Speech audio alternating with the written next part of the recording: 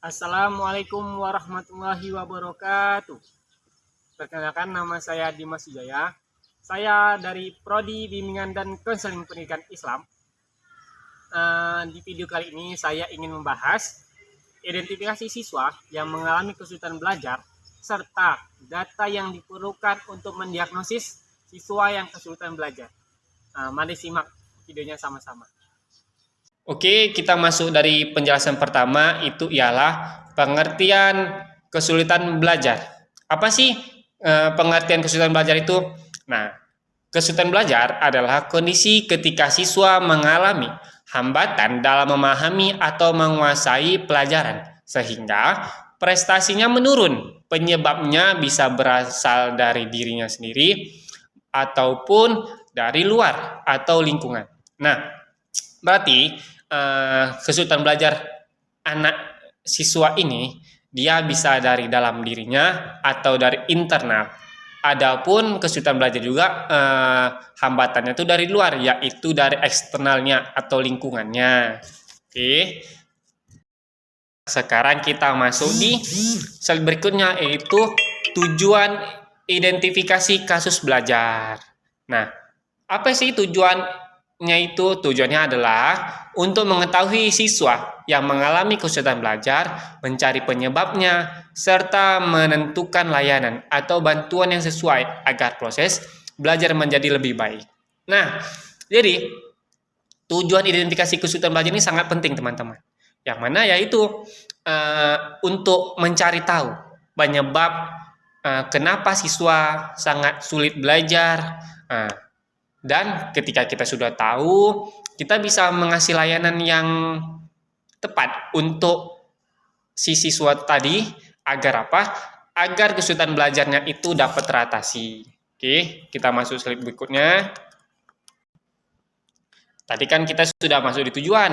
Sekarang kita masuk di pentingnya identifikasi kesulitan belajar. Nah, apa sih pentingnya? Identifikasi itu sangat penting agar guru memahami kondisi siswa secara tepat. Dengan begitu, guru dapat memberikan solusi yang sesuai dan mencegah masalah belajar menjadi lebih serius. Jadi, identifikasi ini sangat penting memang, teman-teman. Yang mana agar guru itu dapat memahami peserta didiknya dan dapat memberikan layanan agar apa? Agar dapat mencegah masalah kesulitan belajar pada siswa. Jadi kesulitan belajar ini tidak menjadi serius, teman-teman. Oke, sekarang kita masuk di langkah-langkah identifikasi. Nah, identifikasi itu bukan sekedar mencari masalah, tapi ada tahapannya, yaitu langkah-langkah identifikasi. Nah, identifikasi dilakukan melalui observasi, melihat hasil belajar, wawancara dengan siswa, berdiskusi dengan guru mata pelajaran, dan berkomunikasi dengan orang tua. Setelah itu, guru menentukan siswa yang membutuhkan bantuan. Nah, langkah-langkah ini sangat penting, teman-teman. Yang mana ketika kita mengidentifikasi, tanpa langkah-langkah kita nggak tahu harus kemana. Nah, jadi kita harus menggunakan langkah-langkah terlebih dahulu yang ini, yaitu observasi. Yang kedua ada wawancara dengan siswa dan berdiskusi dengan guru mata pelajaran, ataupun nanti kita mengidentifikasinya langsung ke orang tuanya. Agar apa? Agar guru dapat menentukan siswa yang membutuhkan bantuannya. Agar guru pun memberikan bantuan dia tepat sasaran atau tepat bantuannya ke siswa yang membutuhkan. Nah, di slide ini kita masuk di faktor penyebab kesulitan belajar. Apa sih faktor-faktornya?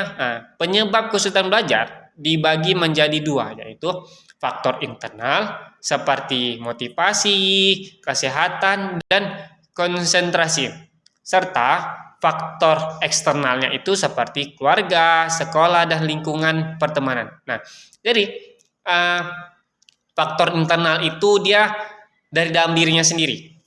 Kalau anaknya rajin belajar, maka dia akan rajin. Ataupun anaknya karena ada penyebab di lingkungan, jadi dia malas belajar. Nah, itu dia masuk di faktor eksternal, atau eksternal ini dia masuk di lingkungan atau di masyarakat di tempat dia tinggal. Nah, di sini ada teknik pengumpulan data.